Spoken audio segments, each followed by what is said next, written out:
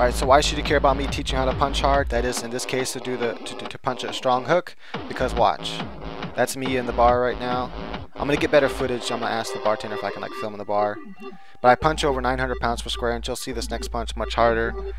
I did Muay Thai for several years. I was a little sore when I filmed this.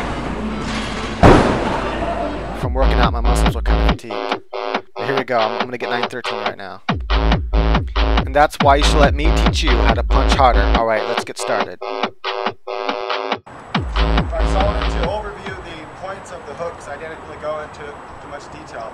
So just quickly then, the first thing is your hip movement and velocity. Because remember, in physics, velocity equals power. The faster something's going, the harder it hits something. Why? Because the faster something's going, the more mass it has. That's basically to say, the faster something's going, it's as if it's heavier. So a little bullet that's going fast enough is like heavy as a semi-truck. And that's why it can have so much devastating power.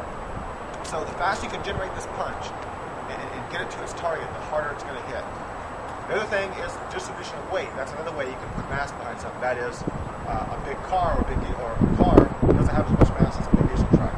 So if a car is going the same speed as the diesel truck's going to hit you harder because there's going to be more mass behind it. So you want to redistribute your weight as much as possible. To do that, it's all in the hips. You'll be using mostly your leg muscles and your glute, and is your butt muscles. So to get that power, it's in this right here. It's in that twist. Notice what's important. The points that are important is 1, turn the hips and turn them fast. 2, kick that heel out. 3, shoulder, arm. The arm stays at a 90-degree angle. Okay, that's 3. It stays about at a 90-degree angle. That's 3. Make sure you keep your wrist, good and locked so you don't break it. You want to practice getting, building up the power of your wrist. You don't want to keep it up first. And then 4, the point 4 is that your arm stays back. Your hips. So first your hips turn, and your arm stays back like a step, so it doesn't fall with you. Stay in your stance here. Your second knuckles are touching your cheek. So what you do is you're going to turn. First, arm stays back.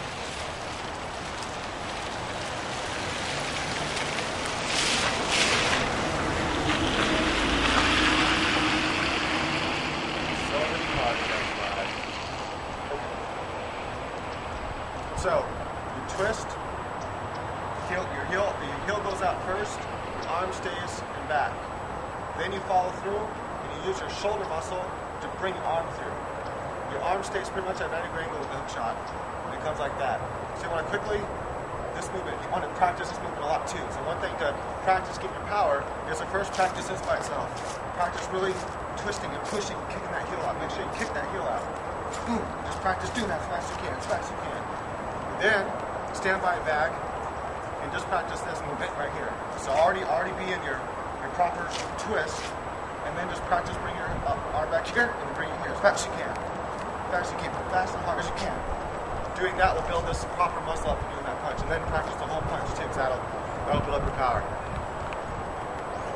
Right, so boom. Last point, which is very important, is don't forget to bring your elbow up just a little bit. Your elbow wants to be a little bit higher than your fist when you hit, or parallel, not below. I've actually tested this just to see how much power is lost when you drop your elbow instead of keeping it up. For me, about 50 to 60 pounds per square inch. That's a lot of pressure to lose. That's a lot of power to lose. So make sure you bring the elbow up. Right now, my power is at 913 on that thing. I'm going to ask the bar if I can actually film inside the bar next time, and I'm going to break 1,000. I know it. And I'm going to try to go for 1,200, 1,300 ultimately. The final point I wanted to make is to maximize the power of your hook. Is to first do a slip. So you can slip a punch. Let's say they come to jab at me. I can slip a punch, and to do that, I want to twist my left heel out, putting all my weight on my right leg. Boom, over here. And once I'm here, I want to redistribute that weight over here. Also, you can just be going back and forth like Muhammad Ali, just kind of dancing, shifting your weight. And once the weight shifts over here, you immediately turn into a hook. And so that way it's less predictable. If I'm bouncing like this, they don't know when it's coming. And all of a sudden, boom, that right hook comes. That's how I do it at the machine, to distribute my weight, and then I just power that punch. Remember, speed is key. Work on speed. Do those exercises. Do that, and then just practice this on the bag, and then practice the full thing. And what I do is when I'm at the bag, I hit it like 20 times. over and over and over, as fast and hard as I can. Then I rest a little bit, and I do my next hand. And I rest for just a little bit, like maybe 6 seconds, then I do it again. And I do like 3 sets of that. Do that, every other day or so, whenever you're at the gym. Every other day is a good time to do it, pretty much before you do your workout. And that'll build up all your muscles and your speed. All right.